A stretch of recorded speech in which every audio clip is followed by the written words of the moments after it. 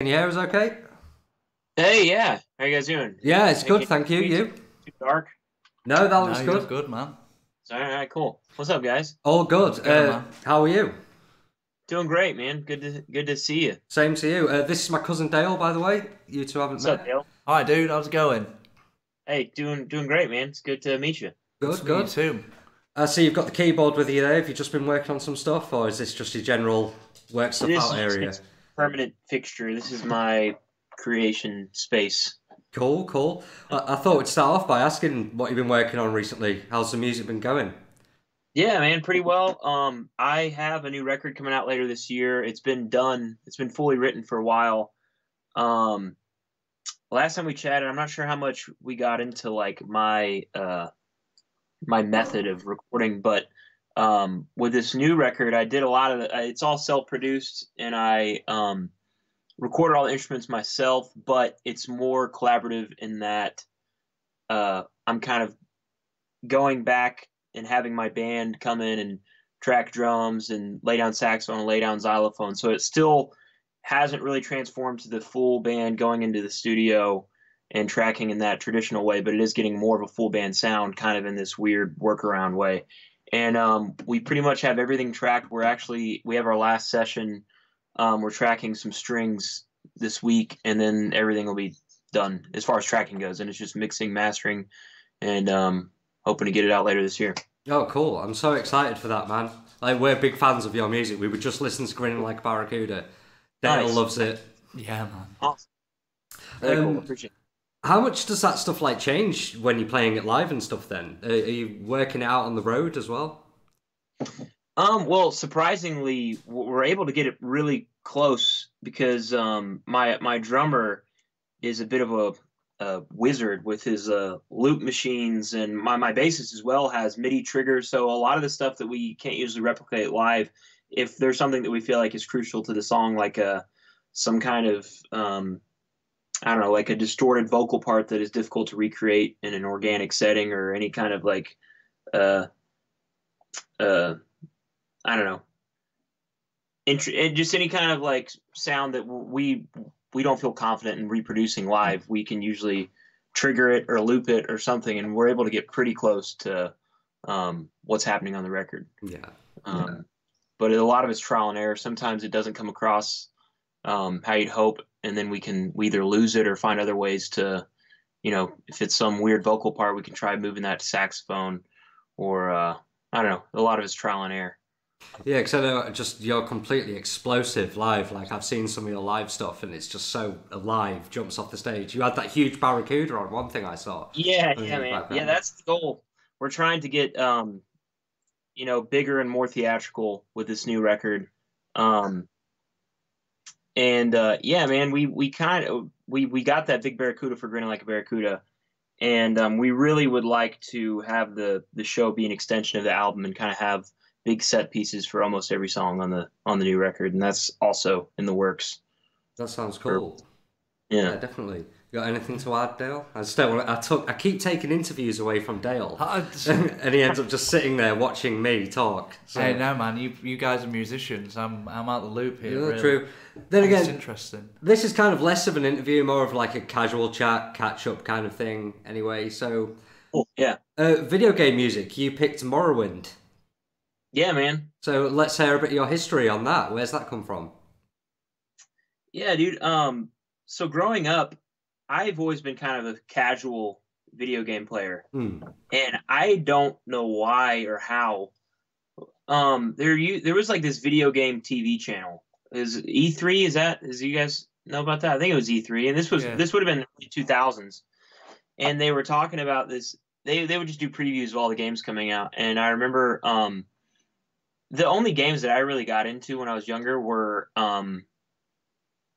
I kind of got into like The Sims. Hmm. I don't know. Were you guys familiar with like Creatures and Norns? I know the name creatures, but I can't like. I haven't got an image in my head now. You say it. It's kind of like an AI simulator where you literally just like hatch these little creatures. They're like little fuzzy creatures, and you raise them. It's like Sims, but like I think weird I was alien. thinking about that the other day. Like, is it like a platform setting rather Yeah, than 3D? yeah, Yeah, yeah. I think I right, was playing yeah, that. Kind of like little yeah. Gremlins. exactly. Yeah. Yeah, yeah.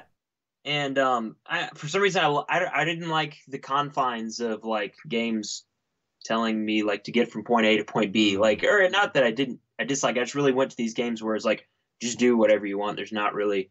And whenever I had that channel on and they were talking about Morrowind, and they had said something about how there was like 300 hours of gameplay and you didn't really have to play the main storyline if you. And it was just something I never really heard of at the time, and I bought it not really knowing anything about Elder Scrolls. And I was really young, probably in elementary school, and I don't think I ever got past like I don't know a couple hours of the actual storyline. I just like would wander around and rob people and kill people. It's basically like I treat it like Grand Theft Auto, like Yeah, man.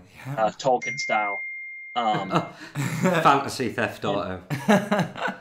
And and then when Skyrim came out years later, it was cool because it kind of had this nostalgic aspect to it, and it kind of had me go back and revisit aspects of that game.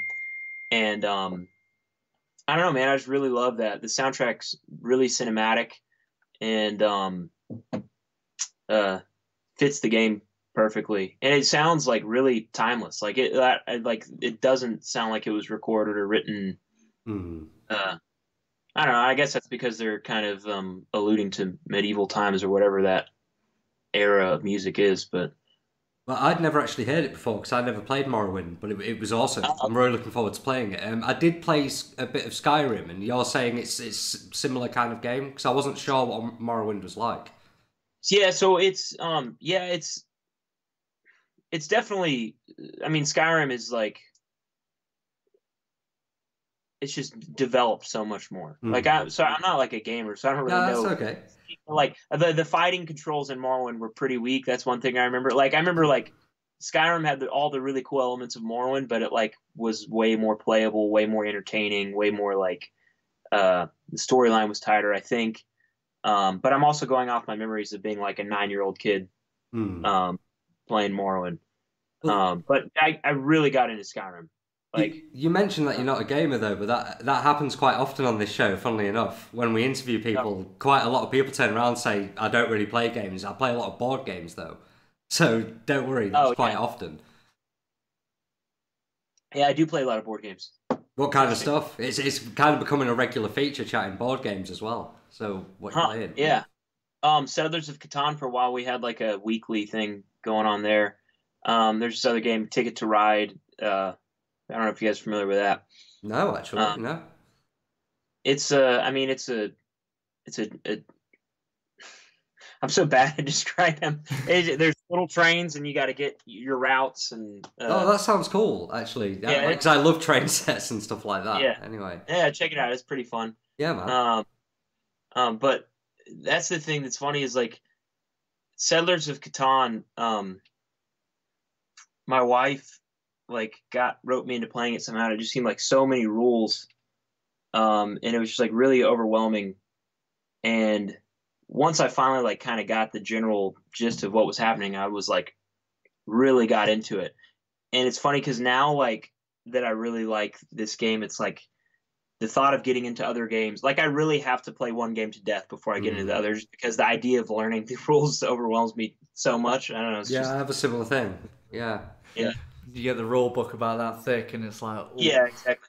So we have like a bunch of board games that we haven't even touched that I'm excited to eventually play, but I just haven't got around to it.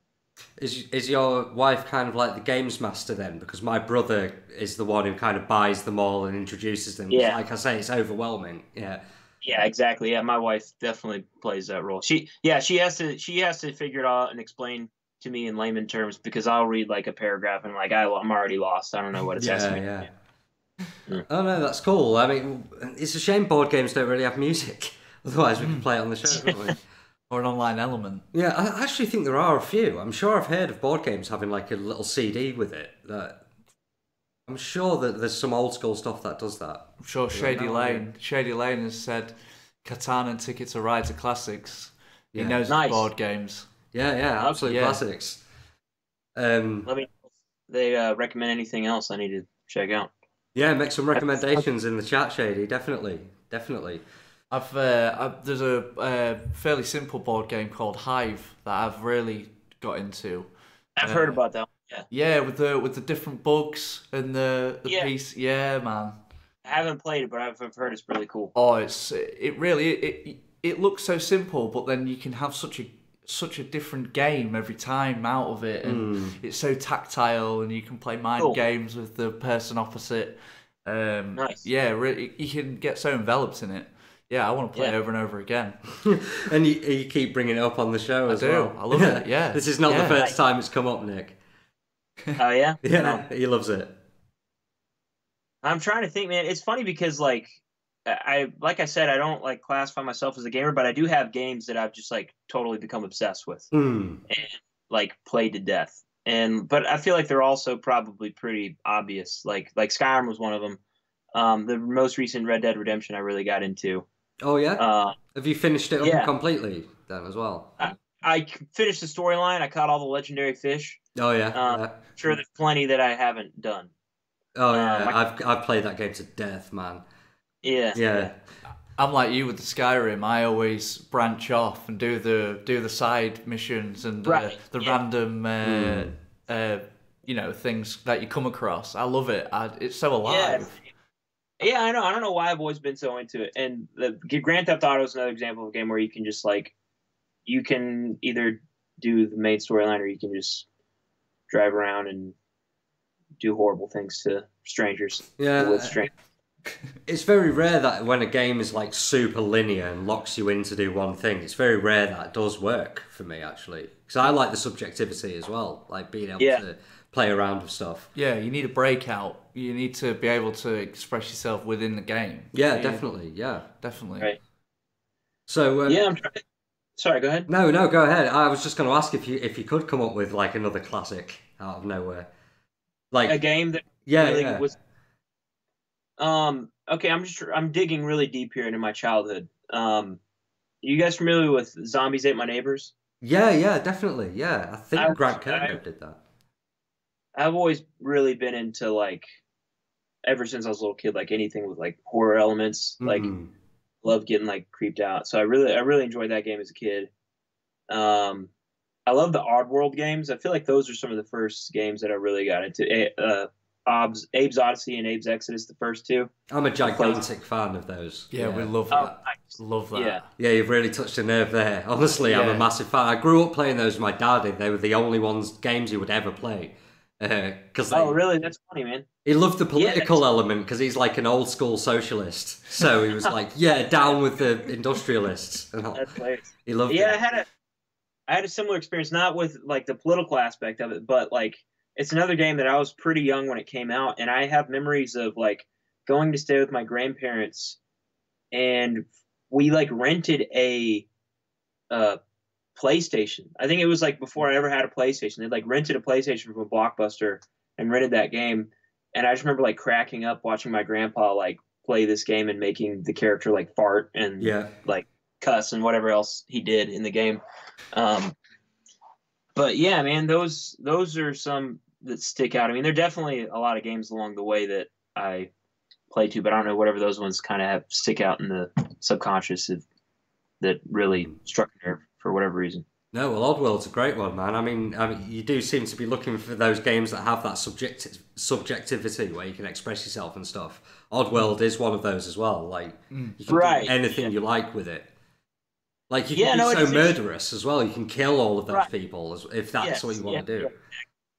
Yeah, man. Yeah, man. I'm trying to think, like, Mario Paint. I loved Mario Paint as a kid. Played that a whole lot. Did you go on the Composer much on that? Yeah. I actually, like, purposely, like, sought it out in college so I could, like, mess around with that. That was, like, really my first experience with any kind of, like, DAW or, like... it's cool. MIDI soft program.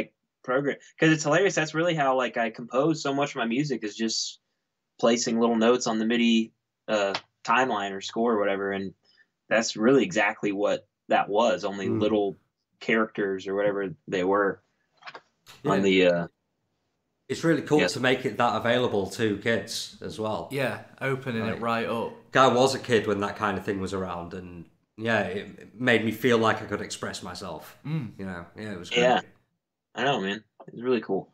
I'm surprised that that's not something that, like, and maybe it did, and I'm just not aware. Maybe it didn't do well. Like, I only know of that original Super Nintendo version of it. Like, I don't know of any other versions that, like N64 or No, they never updated it. No, you're anything. right. No, they never updated it. Yeah. But I've heard versions of like Paranoid Android by Radiohead made on it, and where like dog barks are the guitar solos and stuff. Yeah, it's brilliant, absolutely brilliant. Yeah, I think they do have like software that you can download that's way more extensive than the actual what's available on the game itself. I think you're right. We might have to download that and have a play around with it on one show. Yeah, yeah, it's because it's fairly limited. I mean, obviously, it was a Super Nintendo kids game, but it was still really cool what you could do with it. Definitely. Yeah, man. Well, that's absolutely great, Nick. We'll go ahead and listen to some Morrowind now. That's all. Okay, cool. Yeah. Thanks so much for calling in. It's awesome to catch up. Yeah, definitely, man. I hope to chat soon. We have this new record come out and have a music video that'll be ready within the next month or so, and I'd love to let you guys check that out as soon as it's ready. Yeah, absolutely. We'll play stuff on the show from it and everything. Yeah. I love your music videos, dude. So good. Yeah. Oh, so thanks, good, dude. man. I think you guys will get a kick out of this new one. It's definitely bigger and more bizarre than anything I've ever done in my life. That's what we like. Abstract minds. Yeah. That's what we like. Yeah, I'll spread that all over, Nick. I absolutely love your stuff, Awesome. man. Cool, man. Well, thanks so much, guys, for calling in. No problem. Have a good day, man. We'll speak to you soon. You too. See you guys. Bye for now. Bye. Later.